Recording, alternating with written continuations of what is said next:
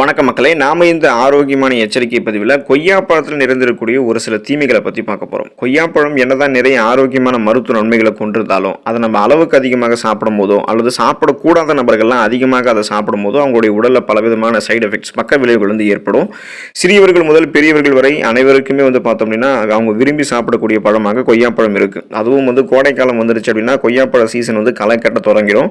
கொய்யாப்பழம் சாப்பிடும்போது நம்மளுடைய உடலுக்கு பல வகையான ஆரோக்கிய நன்மைகள் கிடைக்கும் அப்படினாலும் அது அளவாக தான் நம்ம எடுத்துக்கணும். அளவுக்கு அதிகமாக கொய்யாப்பழம் சாப்பிடுறதால உடல்ல சில பிரச்சனைகள் உருவாகிறதுக்கு வாய்ப்புகள் இருக்கு. அப்படி என்னென்ன பிரச்சனைகள் உருவாகும், அந்த பிரச்சனைகளிலிருந்து விடுபடுவதற்கு நம்ம என்னெல்லாம் பண்ணணும் அப்படின்றத பத்தி நம்ம ஒவ்வொன்றா தெளிவாக விளக்கமாக பார்ப்போம்.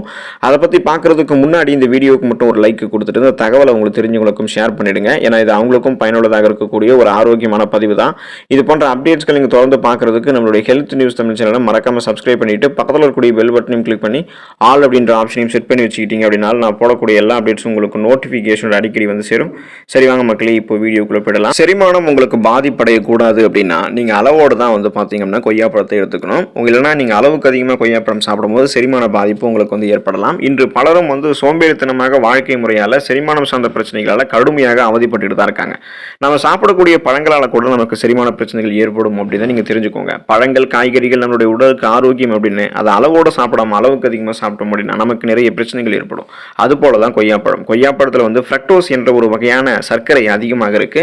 இதனால நம்ம கொய்யாப்பழத்தை அதிகமாக சாப்பிடும்போது நம்மளுடைய உடல்ல அந்த அதிகப்படியான ஃப்ரக்டோஸ் சேர ஆரம்பிக்கும். இதனால நமக்கு என்ன பண்ணும் அப்படின்னா இது செரிமானம் பண்றதுக்கு ரொம்ப நம்மளுடைய செரிமானம் மண்டலம் கஷ்டப்படும். இந்த ஃப்ரக்டோஸ் அதிகமாக சேர்ந்துச்சு அப்படின்னா செரிமானம் ஆகாம போறதுக்கும் வாய்ப்புகள் இருக்கு. இதனால செரிமானம் ஆகிறது கஷ்டப்படுறதால உங்களுக்கு வயிறு உப்புசம், மலம் கழிக்கிறதுல சிரமமான மலச்சிக்கல் போன்ற பிரச்சனைகள்லாம் ஏற்படும். பிற செரிமானம் சார்ந்த பிரச்சனைகளான வயிறு உங்களுக்கு வலிக்கக்கூடிய பிரச்சனை, வயிற்று உப்புசம், வாயு போன்ற பிரச்சனைகள் எல்லாமே உங்களுக்கு ஏற்படும். எனவே சீரற்ற குடல் இயக்கம், மலச்சிக்கல், வயிறு உப்புசம் போன்ற எந்த விதமான அஜீரணம் தொடர்பான செரிமானம் தொடர்பான பிரச்சனைகளும் இல்லாமல் நலமோடு வாழ்வதற்கு கொய்யாப்பழத்தை நீங்கள் அளவோடு தான் சாப்பிடணும்.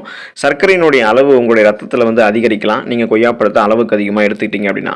இப்போ நாம் ஆரோக்கியமாக வாழ வேண்டும் அப்படின்னா நம்மளுடைய ரத்தத்தில் சர்க்கரையினுடைய அளவு நமக்கு எப்போதுமே கண்ட்ரோலாக இருக்கணும். இயற்கையான முறையில் நம்மளுடைய உடலுக்கு சர்க்கரையினுடைய அளவு பார்த்தோம் அப்படின்னா எப்பவுமே கண்ட்ரோலாக தான் இருக்கணும். இயற்கையான முறையில் இருக்கக்கூடிய சர்க்கரை உடலுக்கு தீங்கு விளைவிக்காது அப்படின்றத நீங்க தெரிஞ்சுக்கோங்க. அதனால அளவுக்கு அதிகமாக உங்களுடைய ரத்தத்தில் சர்க்கரை சேரக்கூடாது அப்படின்னா நீங்க கொய்யாப்பழத்தை அளவோடு தான் சாப்பிடணும். ஒருவேளை நீங்க கொய்யாப்பழத்தை அதிகமாக சாப்பிடும்போது உங்களுடைய ரத்தத்தில் சர்க்கரையினுடைய அளவு அதிகரிக்கும். அதாவது சுருக்கமாக சொல்லணும் அப்படின்னா உங்களுடைய பிளட்ல சுகருடைய அளவு இன்க்ரீஸ் ஆகிறதால நாளடைவில் அந்த சுகர் ப்ராப்ளம் உங்களுக்கு அதிகமாக்கி அது உங்களுடைய உயிரையே பார்த்தீங்கன்னா கொல்லக்கூடிய அளவுக்கு தீங்கு விளைவிக்கும். எனவே கொய்யாப்பழம் நிறைய நன்மைகள் கொடுக்கும் அப்படின்றதுக்காக அளவுக்கு அதிகமாக சாப்பிட்டீங்க அப்படின்னா சுகர் பேஷண்ட்டாக நீங்கள் மாறிடுவீங்க. ஸோ அதனால நீங்கள் அளவோடு சாப்பிட வேண்டியது ரொம்ப அவசியம். அப்போ தான் சுகர் ப்ராப்ளத்தில் தான் விடுபடலாம். எரிச்சல் ஊட்டக்கூடிய குடல் நோய் அறிகுறி உங்களுக்கு ஏற்பட ஆரம்பிக்கும். கொய்யாப்பழம் சாப்பிட்டதும் நமக்கு வயிற்று பிரச்சனை வந்திருக்கு அப்படின்னா ஸோ நமக்கு அந்த கொய்யாப்பழம் சாப்பிடும்போது பலருக்கும் வயிற்றுப்போக்கு அல்லது எரிச்சல் ஊட்டக்கூடிய அந்த குடல் சார்ந்த ஒரு நோய் அறிகுறி இருக்குது அப்படின்னா இதுக்கு முக்கிய காரணம் கொய்யாப்பழத்தில் இருக்கக்கூடிய அந்த சீட்ஸ் தான். அதாவது கொய்யாப்பழத்தில் இருக்கக்கூடிய விதைகள். இதை பார்த்தோம் அப்படின்னா எல்லாருடைய செரிமான மண்டலத்திலையும் பார்த்தோம்னா எளிமையாக ஜீரணிக்க முடியாது. ஒரு சில பேருக்கு அந்த விதைகளை செரிக்கக்கூடிய ஆற்றல் இல்லாமலும் போகலாம். இதனால எரிச்சல் ஊட்டக்கூடிய குடல் நோய் அறிகுறி உங்களுக்கு வரும். இதனால நீங்க என்ன பண்ணணும் அப்படின்னா கொய்யாப்பழத்தை எப்போதுமே அளவோடு தான் சாப்பிடணும். அப்படி இல்லை அளவுக்கு அதிகமாக சாப்பிட்டீங்க அப்படின்னா அந்த கொய்யாப்பழத்தினுடைய விதைகள் செரிமானமாகாம வயிற்றுப்போக்கு அல்லது எரிச்சல் ஊட்டக்கூடிய குடல் அறிகுறி, அஜீரணம் போன்ற தொடர்பான இது மாதிரி சிக்கல்களை உங்களுக்கு ஏற்படுத்தும் அப்படின்றது நீங்க ஞாபகம் வச்சுக்கோங்க. பாக்டீரியா தொற்று உங்களுக்கு நீங்க கொய்யாப்பழத்தை அளவுக்கு அதிகமாக சாப்பிடும்போது ஏற்படலாம். எல்லா பழங்களுமே நம்ம மரங்கள்ல இருந்து தான் பார்த்தீங்கன்னா விளைவிக்கிறோம். ஸோ குறிப்பிட்ட ஒரு சில பழங்கள்ல மரங்கள்ல இருந்து நம்ம விளைவிக்கிறோம். அதிலும் கொய்யாப்பழத்தில் பார்த்தீங்கன்னா ஒரு விதிவிலக்கு கிடையாது. ஏன் அப்படின்னா தண்ணீர் மற்றும் மண் காரணமாக கொய்யாப்பழத்தில் ஈகோலி மற்றும் சால்மோனெல்லா போன்ற பாக்டீரியாக்கள் அதிகமாக இருக்கிறதுக்கு வாய்ப்பு இருக்கு. பழங்களினுடைய வெளிப்புறம் எந்த அளவுக்கு கடினமாக இருந்தாலும் அது உள்ள பார்த்தோம் அப்படின்னா அந்த ஈகோலி மற்றும் சால்மோனெல்லா போன்ற அந்த பாக்டீரியாக்கள் உள்ள போயிடும். ஆகையால கொய்யாப்பழத்தை நம்ம சாப்பிட்றதுக்கு முன்னாடி நல்லா கழுவி சின்ன சின்ன துண்டுகளாக வெட்டி சாப்பிடலாம். ஸோ இந்த மாதிரி நம்ம சாப்பிட்டோம் அப்படின்னா நமக்கு இந்த மாதிரி பாக்டீரியா தொற்று, அந்த பாக்டீரியா இன்ஃபெக்ஷன்ஸ் எல்லாம் நமக்கு எதுவும் இருக்காது. அதன் மூலமாக எந்த பிரச்சனையும் நமக்கு இல்லாமல் பாதுகாக்கிறதுக்கு ஆரோக்கியமான முறையில் நம்ம கொய்யாப்பழத்தை கழுவிட்டு அதுக்கப்புறம் பீஸ் போட்டு சாப்பிடலாம்.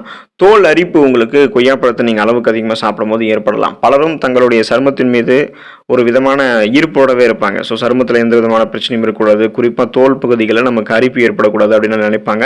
இதனால் வீட்டில் இருந்தபடியே தங்களுடைய அந்த தோள்களையும் சருமத்தையும் பராமரிக்கிறதுக்கு பல இயற்கையான பொருட்களை பயன்படுத்துவாங்க. இருந்தாலும் பார்த்தோம் அப்படின்னா ஒரு சில பேருக்கு இந்த சருமத்திற்கு அவங்க பயன்படுத்தக்கூடிய பொருட்களோ அவங்க சாப்பிடக்கூடிய உணவுகளோ ஒத்துக்கொள்ளாமல் அலர்ஜி ஏற்படலாம். ஒருவேளை இப்போ நீங்கள் வந்து உங்களுடைய சருமத்தை கழுவுவதற்கு கொய்யா இலைகளை பயன்படுத்துனீங்க அப்படின்னா அது லேசான வீக்கத்தை உங்களுடைய உடலில் ஏற்படுத்தும். உங்களுடைய சருமத்தில் இது பாதிப்பு ஏற்படுத்துவதாக இருந்தால் கூட உடனடியாக நீங்கள் கொய்யாப்பழத்தினுடைய இலைகளை பயன்படுத்துறதை ஸ்டாப் பண்ணிடும். ஸோ ஆரோக்கியமான மருத்துவ நன்மைகளை பெறுவதற்காக நீங்கள் கொய்யாப்பழத்தை வந்து எடுத்துக்கொள்ள போய் அது உங்களுக்கு தோள்கள் சார்ந்த பிரச்சனை, இந்த ஸ்கின் டிசீஸ் வந்து எதுவும் ஏற்படுத்தக்கூடாது அப்படின்றதுல கொஞ்சம் கவனமாக நீங்கள் இருக்க வேண்டியது அவசியம். இப்போ கொய்யாப்பழம் நிறைய ஆரோக்கியமான அதிசய மருத்துவ நன்மைகள் கொண்டது தான். ஆனால் அதை நம்ம அளவுக்கு அதிகமாக நம்ம எடுத்துக்கொள்ளும் போது தான் இந்த மாதிரி பிரச்சனைகள் நமக்கு ஏற்படுது அப்படின்றத நீங்கள் தெரிஞ்சுக்கோங்க. எனவே கொய்யாப்பழத்தை நீங்கள் எடுத்துக்கொள்ளும் போதே அந்த சீசனில் மட்டுமே கிடைக்குது அப்படின்றதுக்காக அளவோடு சாப்பிடாதீங்க. அளவோடு நீங்கள் அந்த கொய்யாப்பழத்தை சாப்பிட்டு நலமோடு வாழுங்க. அடுத்த ஆரோக்கியமான பதிவில் மறக்காமல் சந்திப்போம். நன்றி மக்களே.